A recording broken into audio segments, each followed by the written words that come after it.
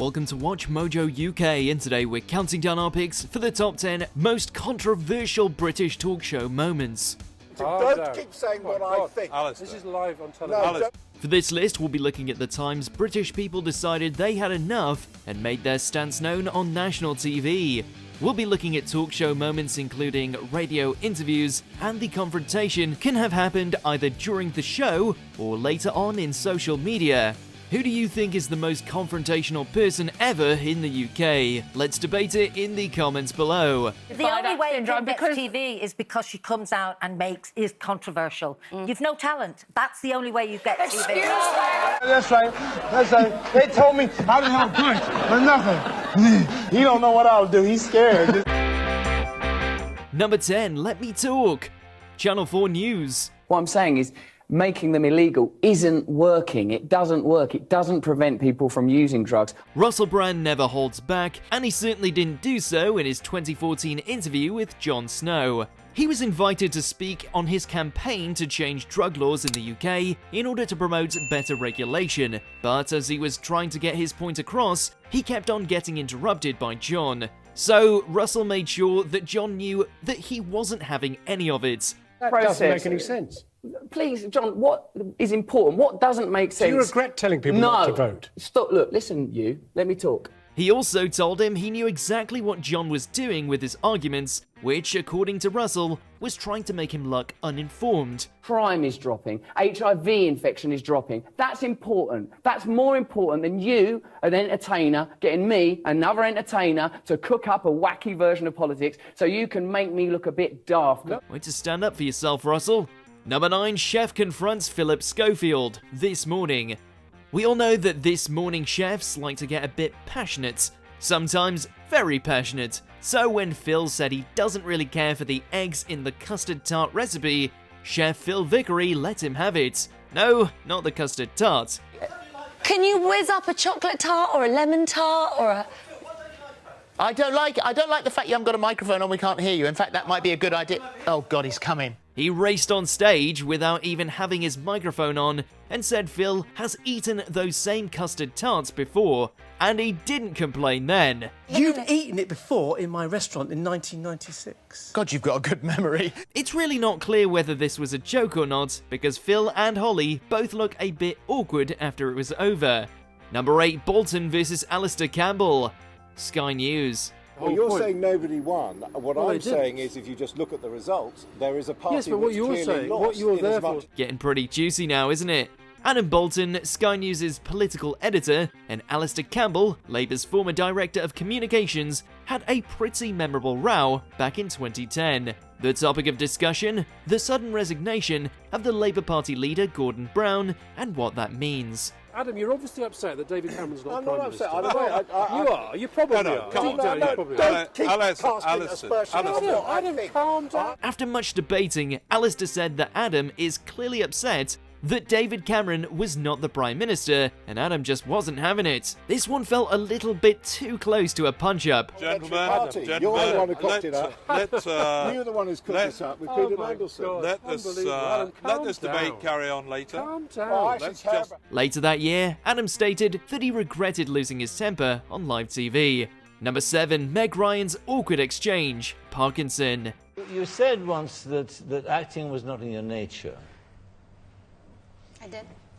You did say that, yes, Okay. you did say that. Are you denying that you said that? I mean, it's not a... No, it seems like something I'd say. If Twitter would exist back then, Meg Ryan would be trending for days because of this interview. Then, recently divorced Meg appeared on the Parkinson talk show to promote her movie, In the Cut. But for some reason, Michael Parkinson just couldn't stop interrogating her about her personal life. Well, I think you can certainly be an actor and not be a movie star. Well, but you are a movie star. Yes. By choice. Seemingly. So, you've got a problem. Yeah. And it seems that one that's not going to be resolved on this show. And that's when things went sour. They ended up talking about her journalism studies, and when Michael asked what she'd be doing if she were him, Meg just said this. If you were me, what would you do now? Well, just wrap it up. However, back then, people really weren't on Meg's side, and the British media just couldn't get past her awkward behaviour. Number 6, Muhammad Ali tears loose. Parkinson. They come to watch me fight because they don't know how to fight and they never could be fighters. They admit and they submit to the best and they come to see. Now you're an expert on it. In 1974, Muhammad Ali proved he didn't need to be in the ring to win a battle. In an interview, he confronted Michael Parkinson about putting down Joe Bugner and other boxers rather than raising them up. He then stated that Michael doesn't really know anything about boxing and went on a lengthy rant about how even Michael didn't always have his talk show but had to work for it. Who, have you always been on this television show? You was a little old hustler running around before you came up here one day. Now look at you. And he wasn't done. He then asked Michael how he'd feel if someone told him he's not as good as the other big talk show hosts out there. They say that, that's right. That's right. They told me I didn't have a punch, but nothing. He don't know what I'll do, he's scared. All Michael could do is awkwardly laugh and admit defeat. Number 5, Boris Johnson is called a nasty piece of work. The Andrew Marr Show. The Times let you go after you made up a quote. Why did you make up a quote? Well, this again. Eddie Mair let Boris Johnson, who was the mayor of London at the time, have it when he confronted him about making up random quotes during his work for the Times. Boris was also accused of lying about having an affair and gave his friend an address of a journalist they wanted to beat up. He was clearly uncomfortable during the exchange and, of course, denied everything that was said. What does that say about you, Boris Johnson? Well, aren't you, in fact, making up quotes, lying to your party leader, wanting to be part of someone being physically assaulted? You're a nasty piece of work, aren't you? But Eddie didn't hold back during his interrogation. He called him a nasty piece of work and said he doesn't have the ability to give a straight answer to a straight question. Let's make of your inability to give a straight answer to a straight question. Number 4, anytime Kim Woodburn appears. Why should I lose a massive sum of money for those bums? Where do we even begin with the Queen of Clean? Every time Kim Woodburn shows up, you know there will be drama galore. It all started in Celebrity Big Brother, but it went far beyond it too. When Kim appeared on This Morning to answer some questions about her time in the CBB house, she lashed out after Philip said he can clearly see why some housemates didn't like her. Don't mess with me. I wouldn't. I'm terrified. She also ended up confronting a fellow CBB housemate, Colleen Nolan, on Loose Women about being two-faced. I don't want to draw a line on you. You don't want to. I will never forget what the likes of her and 7 others put me through. Kim ended up walking out after the two couldn't work out their differences. Number 3, Grace Jones versus Russell Harty. The Russell Harty Show. Can you smell her at all? No, got my own body odour perfume. Let's try and keep it on a slightly higher level, if we may. Grace Jones had just about enough when Russell Harty turned his back on her to speak to other guests. She called him out right on the spot, and when Russell said he's talking to the other guests, she lashed out. Don't turn your back on me anymore. I can't look at you. No, hold. This moment branded her as a diva, but Grace revealed that she was brought there to keep still and quiet. She felt stuck and uncomfortable as he addressed other guests with his back turned. She also said that she did him a favour because the show's ratings soared and they wanted her back for round 2. What, you're going to tell me why? Because men always make the fashion for women, that's why. Number 2, Holly and Phil let Joe Marnie have it. This Morning. Well, you described the situation there as a nest of illegal immigrants.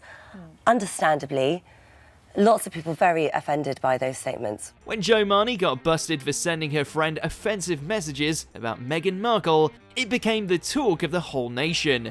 Joe, along with her now ex-boyfriend Henry Bolton, went on This Morning to talk about it. This was before I was ever in the public eye. I never thought... It doesn't matter, does it? I mean, your choice matter. of language, whether you were in the public eye or whether you were just a human being. No. Philip laid it all out in front of them and said that Joe really doesn't sound like a nice person. He then points out that she's not sorry she said it, but she didn't really mean to get caught. The pair tried to spin it around, but Holly quickly pointed out that they're just making excuses for Joe's horrible actions. Who can realistically say that they've never said anything offensive in private? I've never said anything like that in my life. Before we begin, we publish new content every day, so be sure to subscribe to our channel and ring the bell to get notified about our latest videos.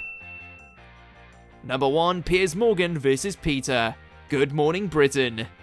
Piers Morgan, where to start? Well, look, let's cut to some of the other phrases you want to get rid of. Bring home the bacon. You want to say... Bring home the bagels. This isn't the first time Piers went head-to-head with Peter, and it's probably not the last. So when Peter suggested that people change their language and start referring to their pets as companions instead, Piers just couldn't hold back. So are you saying that the dogs who have been abandoned because their families got bored of them because they bought them as property and not as Most individual? people don't abandon their dogs. Most people take loving care of their dogs. He absolutely refused to listen to the arguments that people should stop using certain phrases related to animals. He ended the conversation by saying Peter has pets in their name and should change it to companita instead. But pet is offensive. I'm offended by your use of the word pet. It's not offensive. We're not telling anyone it's offensive. Animals aren't offensive. You're literally telling people not to use the word pet. No, That's why you're here. Do you agree with our picks? Check out these other great clips from WatchMojo UK and subscribe for more great content.